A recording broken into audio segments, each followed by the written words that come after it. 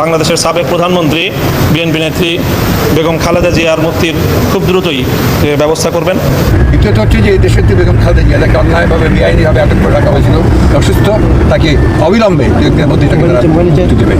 তবে খালেদা জিয়াকে মুক্তির নির্দেশ, প্রাক্তন প্রধানমন্ত্রীকে জেল মুক্তির নির্দেশ, অন্তর্বর্তী সরকার গঠনের বৈঠকে মুক্তির সিদ্ধান্ত এবং নিঃশর্ত মুক্তির নির্দেশ, সব রাজনৈতিক বন্দীদের নিঃশর্ত মুক্তির নির্দেশ।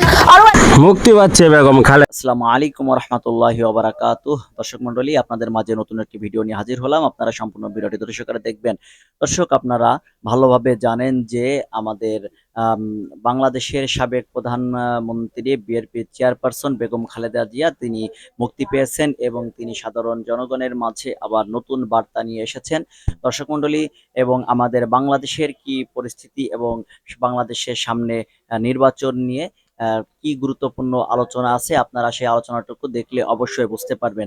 দর্শক, বেশি কথা বলবো না, যে বর্তমানে যে আমাদের সাবেক প্রধানমন্ত্রী শেখ হাসিনা পদত্যাগ করার পর থেকে আমাদের বাংলাদেশের পরিস্থিতি কি হয়েছে এবং সামনে আমাদের দেশের পরিস্থিতি কি হতে যাচ্ছে, কতদিন পর নির্বাচন হতে যাচ্ছে, আপনারা সম্পূর্ণ বিষয়টুকু এই ভিডিও জুড়ে দেখতে পারবেন। তাহলে চলেন আমরা মূল ভিডিও চলে যাই। তার আগে আপনাদের অনুরোধ করতে চাই, আপনারা যারা এখনো পর্যন্ত আমাদের চ্যানেলটি সাবস্ক্রাইব করেননি তারা অবশ্যই আমার চ্যানেলটি সাবস্ক্রাইব করবেন, পাশে থাকা বেল আইকনটি অন করে দেবেন এবং ভিডিওটি সর্বোচ্চ শেয়ার করবেন। তাহলে চলেন সম্পূর্ণ ভিডিওটি ধৈর্য সহকারে দেখে আসি। ছিলাম মহামান্য রাষ্ট্রপতির সঙ্গে আমাদের আলোচনা হয়েছে, বৈঠক হয়েছে। এতে বিভিন্ন রাজনৈতিক দলের নেতৃবৃন্দ, সশস্ত্র বাহিনীর শীর্ষ নেতৃবৃন্দ, 3 বাহিনী প্রধান সহ তারা উপস্থিত ছিলেন। এখানে বেশ কিছু মৌলিক বিষয়ে সিদ্ধান্ত হয়েছে এবং সেগুলো ইনশাআল্লাহ আমরা আশা করছি যে রাষ্ট্রপতির পক্ষ থেকে ভাষণ, জাতির উদ্দেশ্যে ভাষণেও আসবে এবং মাননীয় সেনাপ্রধান তার বক্তব্যের মাধ্যমে বিষয়গুলো আসবে।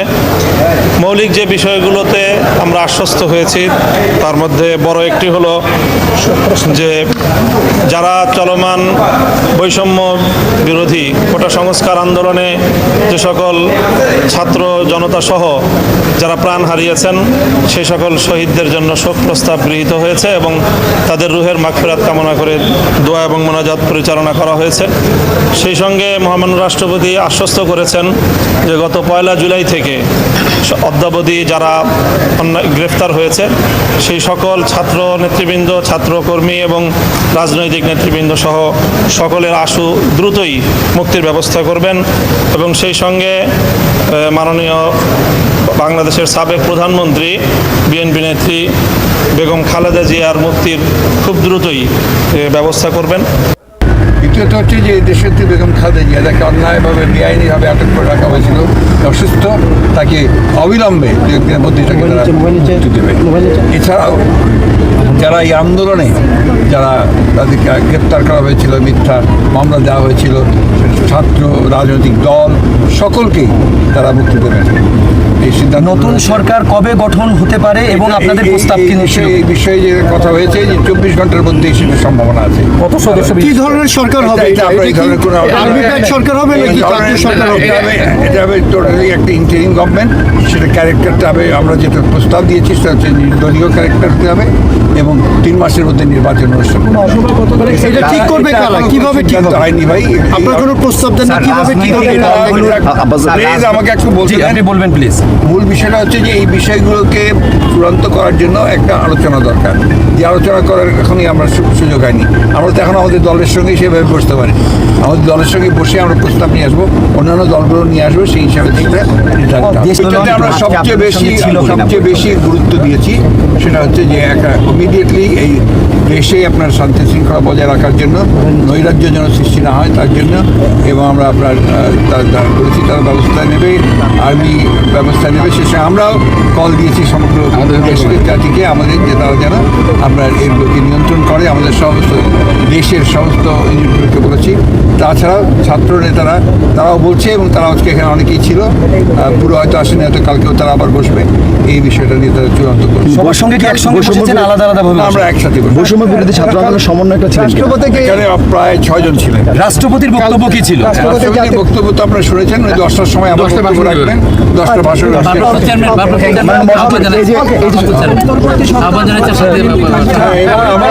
আমরা ভারপ্রাপ্ত চেয়ারম্যানের মুক্তি দাবি করেছি এবং আমরা অন্যান্য সমস্ত রাজনৈতিক নেতাদের এটা নিয়ে কোনো ডিসিশন হয়েছে আপনাদের কালকে আবার কখন সরকার হবে নির্ধারণ হয়নি।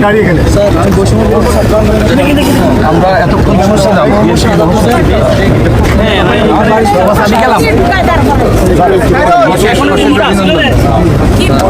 মাননীয় মহাসচিব, সকল সাংবিধানিক প্রতিষ্ঠান ভাঙচুর হয়েছে, এটা কি 3 মাসের মধ্যে গঠন করা সম্ভব? আপনি কি মনে করেন?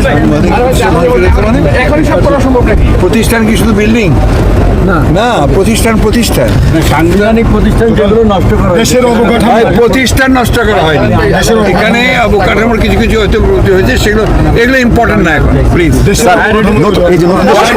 রাত 11টা নিউজ 18 বাংলায় সেরা 11 নিয়ে আপনাদের সঙ্গে রয়েছে আমি তমশ্রী। শুরুতেই যে খবরের দিকে নজর রাখতেই হবে, অর্থাৎ খুব গুরুত্বপূর্ণ খবরের দিকে নজর রাখতে হবে। খালেদা জিয়াকে মুক্তির নির্দেশ, প্রাক্তন প্রধানমন্ত্রীকে জেল মুক্তির নির্দেশ, অন্তর্বর্তী সরকার গঠনের বৈঠকে মুক্তির সিদ্ধান্ত এবং নিঃশর্ত মুক্তির নির্দেশ, সব রাজনৈতিক বন্দীদের নিঃশর্ত মুক্তির নির্দেশ। আরো একবার আপনাদের জানিয়ে রাখি, খালেদা জিয়া বাংলাদেশের প্রাক্তন প্রধানমন্ত্রী, আর যেই দিন এই জেল মুক্তির নির্দেশ, সেই দিন বর্তমান প্রধানমন্ত্রী শেখ হাসিনা তিনি পদত্যাগ দিয়ে দেশ ছাড়েন, পদত্যাগপত্র ইস্তফা দিয়ে দেশ ছাড়েন। আর ঠিক সেই দিনই যে বৈঠক, অন্তর্বর্তী সরকার গঠনের বৈঠক, আর সেই বৈঠকে প্রাক্তন প্রধানমন্ত্রী খালেদা জিয়াকে মুক্তির নির্দেশ, নিঃশর্ত মুক্তির নির্দেশ, আন্দোলন নিহতদের প্রতি শ্রদ্ধা জ্ঞাপন বৈঠকে।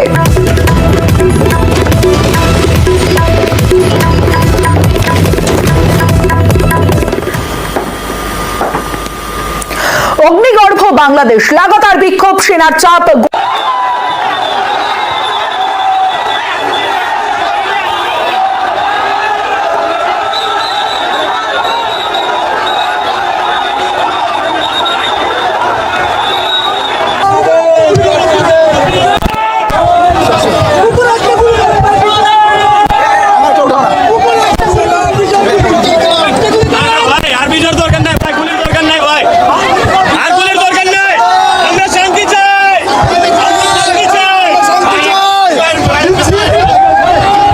সুধীবৃন্দ, আপনারা দেখছেন সংসদ ভবনের সামনে সেনাবাহিনীকে ফুলের শুভেচ্ছা দিচ্ছেন এবং সেনাবাহিনী কিন্তু অনেক খুশি আজকে। তারা কিন্তু মন থেকে আজকে খুব আনন্দ পাচ্ছে সেনাবাহিনীকে দেখছেন। তারা এতদিন স্বৈরাচারের আন্ডারে থাকার কারণে কিন্তু মুখ খুলে কোনো কথা বলতে পারেনি। সেনাবাহিনীর মুখে আজকে সত্যিকারের বিজয়ের হাসি আপনারা দেখছেন। এতদিন স্বৈরাচারের যে শাসনের কারণে সেনাবাহিনী মুখ খুলতে পারেনি, আজকে কিন্তু তারা বিজয়ের আনন্দ করছে সাধারণ জনগণের সাথে। দেখছেন সেনাবাহিনীর মুখে সত্যিকারের হাসি। সেনাবাহিনী কিন্তু আজকে প্রাণ খুলে বাংলাদেশের বুকে তারা হাসছে, আপনারা দেখছেন। অসংখ্য ধন্যবাদ দিচ্ছে সবাইকে সেনাবাহিনীর এই জাতির ক্রান্তি লগ্নে গুরুত্বপূর্ণ ভূমিকা রাখার জন্য। ছাত্র সমাজ, সারা বাংলাদেশ, পৃথিবী সেনাবাহিনীকে অভিনন্দন জানাচ্ছে, আপনারা দেখছেন। শুধু কিন্তু এই মুহূর্তে অবস্থান নিয়েছে। পৃথিবীর বুকে একটি ইতিহাস রচনা হয়ে গেছে আজকে।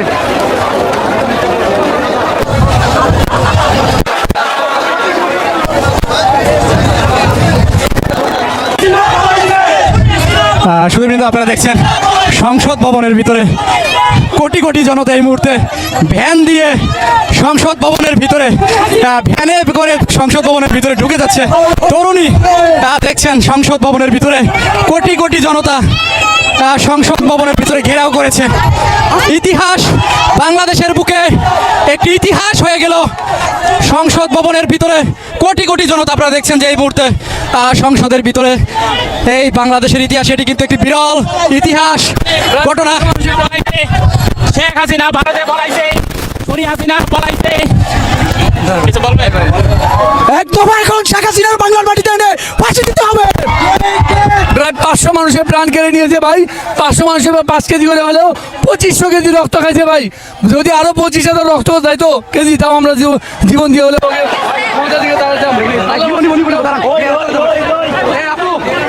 সংসদ ভবনের ভিতরে ঢুকে কেমন লাগছে একটু বলেন।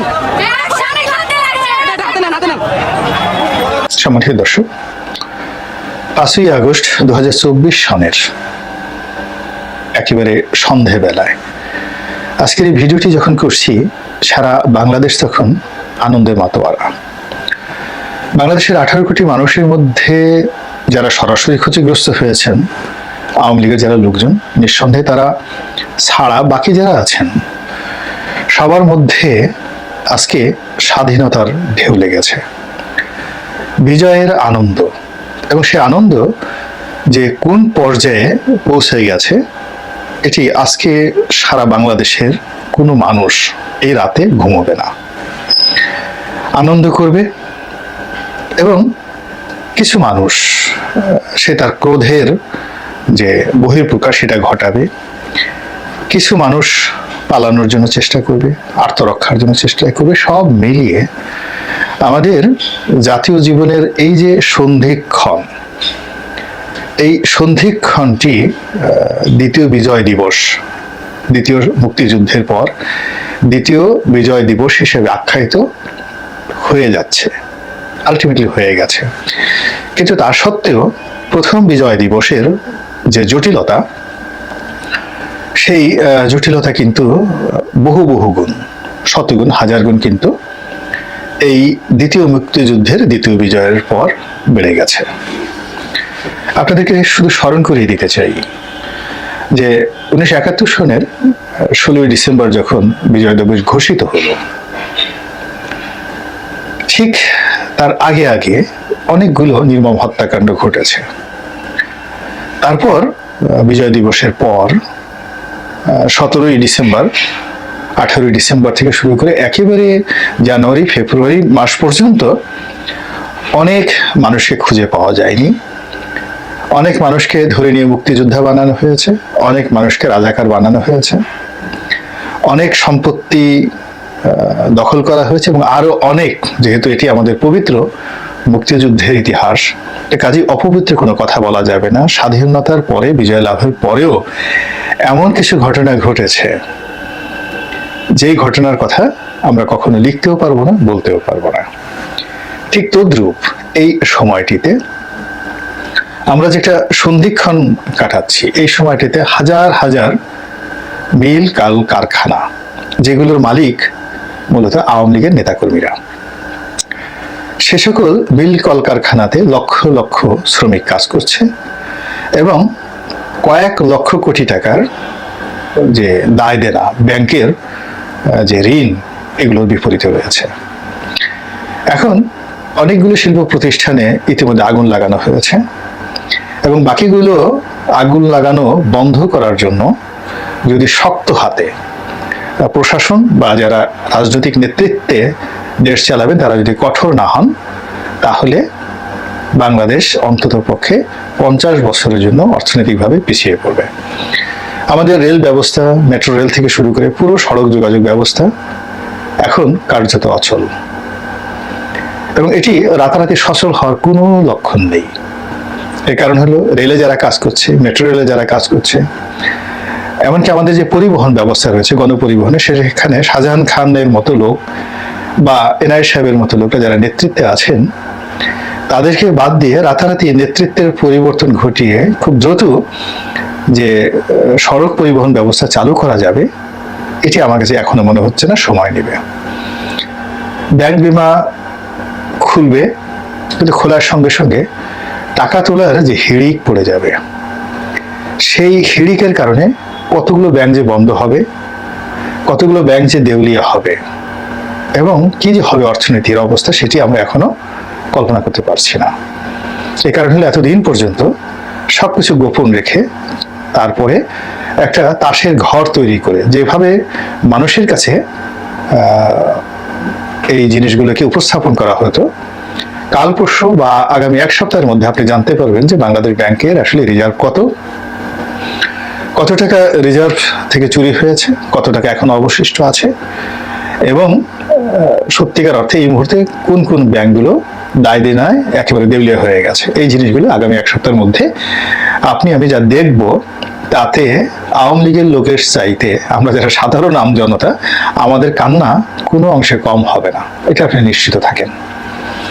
আমাদের সিভিল সার্ভিসের যে প্রাণকেন্দ্র সচিবালয়, এখানে সরকার সমর্থিত যে সকল আমলা কামলারা আছেন, আপনি বুঝতে পারছেন যে পুলিশ এবং সচিবালয়, এই সিভিল অ্যাডমিনিস্ট্রেশন থেকে শুরু করে এমনকি মিলিটারি অ্যাডমিনিস্ট্রেশনে যারা দলবাজি করেছেন, এই দলবাজ লোকদেরকে বিতাড়ন করা অথবা তাদেরকে অ্যাডাপ্ট করা, গ্রহণ করা, তাদেরকে শাস্তির মধ্যে আনা, এই জিনিসগুলো এত সহজ হবে না। আমাদের সুপ্রিম কোর্ট থেকে শুরু করে ঢাকা বার, বিভিন্ন বারে সরকার দলীয় আইনজীবীদের যে দাপট, তাদের একটা বিরাট অংশ এই কোর্ট খোলার পরে কোর্টে হাজির হবেন কিনা, যদি না হন সেক্ষেত্রে তাদের কাছে যে সকল লোকদের মামলা রয়েছে, মোকদ্দমা রয়েছে, কাগজপত্র রয়েছে, তাদের অবস্থা কি হবে। এবং বিচার অঙ্গনের অনেক স্পর্শকাতর জায়গাতে যে সকল দলীয় লোকজন রয়েছেন, তাদের অবস্থা কি হবে, খুবই স্পর্শকাতর। এই জিনিসগুলো এখনকার আজকে রাতের যে বিজয় উল্লাস, এই বিজয় উল্লাসের পুরো উল্টো চিত্র। এরপর মানুষ যারা বিক্ষুব্ধ হয়েছেন, বিভিন্ন সময় ক্ষতিগ্রস্ত হয়েছেন, আজকে হয়তো অনেক সাধারণ মানুষ বিজয় উল্লাস করছেন, অনেকে রাস্তায় বের হয়েছেন, ছেলে সন্তান নিয়ে ফুল বিতরণ করেছেন, এবং আজকে সারা ঢাকা শহরে কোনো মিষ্টির দোকানে মিষ্টি নেই, আগামী 3 দিনও মিষ্টি থাকবে না। তো পুরো ঢাকা শহরে ঈদ হবে, কিন্তু ঈদের পরে যখন স্বাভাবিক জীবন আসবে, তখন আমাদের সহায় সম্পত্তি, আমাদের রাষ্ট্রীয় ব্যবস্থা, আমাদের অ্যাডমিনিস্ট্রেশন, পুলিশের যে অবস্থা, সেনাবাহিনীর যে অবস্থা, এই অবস্থা কোন পর্যায়ে গিয়ে পৌঁছবে। এই বিষয়গুলো নিয়ে যারা রাষ্ট্র পরিচালনা করবেন, তাদের সেই ধরনের রাজনৈতিক নেতৃত্ব, কমান্ড, ক্ষমতা এবং যোগ্যতা, এইগুলো ছাড়া শুধুমাত্র ভার্চুয়াল জগতে, যেমন আমার মতো লোক, ব্যারিস্টার সুমনের মতো লোক, বা ধরুন আসিফ নজরুল সাহেবের মতো লোক, কিংবা পিনাকি ভট্টাচার্যের মতো লোক, ইলিয়াস হুসাইনের মতো লোক, আমরা যারা ভার্চুয়াল জগতে কথাবার্তা বলে অনেকের স্নেহ ভালোবাসা পেয়েছি, আমাদের অনেকের প্রশাসন চালানোর যোগ্যতা নাও থাকতে পারে। অথবা আমি বিএনপি করি, হঠাৎ করে আওয়ামী লীগের একটা যোগ্য লোক আছে সেখানে, তাকে তাড়িয়ে আমি সেখানে গিয়ে বসলাম, আমি প্রশাসনটিকে ভালো মতো নাও চালাতে পারি। এরকম যে অস্থিরতা যদি শুরু হয়ে যায়, তাহলে বাংলাদেশে যে সিভিল ওয়ার, সেই সিভিল ওয়ারের প্রেক্ষাপট তৈরি করার জন্য ভারত যে চক্রান্ত করে যাচ্ছে, এবং সেই চক্রান্তের প্রেক্ষাপটে ভারত যদি এখানে সৈন্য সমাবেশ করে, এখানে বোম্বিং করে, এখানে তারা সৈন্য পাঠায় এবং আরো খারাপ কিছু করে, এতে আশ্চর্য হওয়ার কিছু থাকবে না। কাজে আমরা যারা আনন্দ করছি, উল্লাস করছি, উল্লাসের সঙ্গে সঙ্গে আগামী 1 সপ্তাহ থেকে আগামী 15 দিন যেন আমাদের অর্থনীতি, আমাদের প্রশাসন, আমাদের আইন শৃঙ্খলা রক্ষাকারী বাহিনী থেকে শুরু করে আমাদের সমাজের যে বন্ধন, এই বন্ধনটা যেন অটুট থাকে। ক্রোধে উন্মত্ত হয়ে অনেকে দেখলাম যে অনেক মন্ত্রী এমপিদের বাড়িঘর জ্বালিয়ে দিচ্ছেন। আমি ব্যক্তিগতভাবে এটা সমর্থন করি না, কারো বিরুদ্ধে যদি অভিযোগ থাকে, সেই অভিযোগটি আইনগত প্রক্রিয়াতেই নিষ্পত্তি হওয়া উচিত। অ্যাঙ্গার এবং অ্যারোগ্যান্সনেস, যেটা এই মুহূর্তে কোনো অবস্থাতে নিয়ন্ত্রণ করা যাচ্ছে না। আলটিমেটলি এই কদিন ইন্টারনেট বন্ধ ছিল, নিয়ন্ত্রিত পত্র পত্রিকা ছিল, কালকে যখন পত্রিকাগুলো বের হবে, সেগুলো দেখতে পাবেন যে কি সর্বনাশ হয়ে গেছে। ইতিমধ্যে অনেকগুলো মিডিয়া, যেগুলোকে দালাল মিডিয়া বলা হয়, এগুলো সম্প্রচার বন্ধ হয়ে গেছে। অনেকগুলো পত্রিকা, অনেকগুলো সাংবাদিক, কালকে আপনি তাদেরকে আর তাদের কথাও শুনবেন না, তাদের চেহারা ছবিও দেখতে পাবেন না। অনেকগুলো শিল্পপতি যারা প্রধানমন্ত্রীর অনুষ্ঠানে গিয়ে উপস্থিত হয়ে তার সঙ্গে থাকার জন্য যুদ্ধ ঘোষণা করতে রাজি ছিলেন, তারা অনেকে ভেগে গেছে, যারা ভাগেনি তাদেরকে খোঁজা হচ্ছে। তাদের ব্যবসা বাণিজ্য থেকে শুরু করে আরো অনেক কিছু, যারা বাংলাদেশের ইকোনমির অলমোস্ট 80% তারা নিয়ন্ত্রণ করে, বড় বড় শিল্প গ্রুপ, এবং এদের শত্রু রয়েছে। যেমন বসুন্ধরা গ্রুপের শত্রু রয়েছে যমুনা গ্রুপ, ব্যাক্সিমকো গ্রুপের শত্রু রয়েছে হয়তো অন্য গ্রুপ। তো এরকম তারা একে অপরের বিরুদ্ধে এই সময়টাতে লড়াই করবে, সংগ্রাম করবে। বিভিন্ন ট্রেড বডির নিয়ন্ত্রণ, যেমন এফবিসিআই, বিজিএমইএ, বিকেএমইএ, এখানে সরকার সমর্থক যারা নেতৃত্বে আছেন তাদের কাউকে খুঁজে পাওয়া যাবে না। ফলে এই সকল সংগঠন কেন্দ্রিক যে অর্থনীতির যে চাকা, সেই চাকাটি মারাত্মকভাবে উল্টো স্রোতে ঘুরতে থাকবে।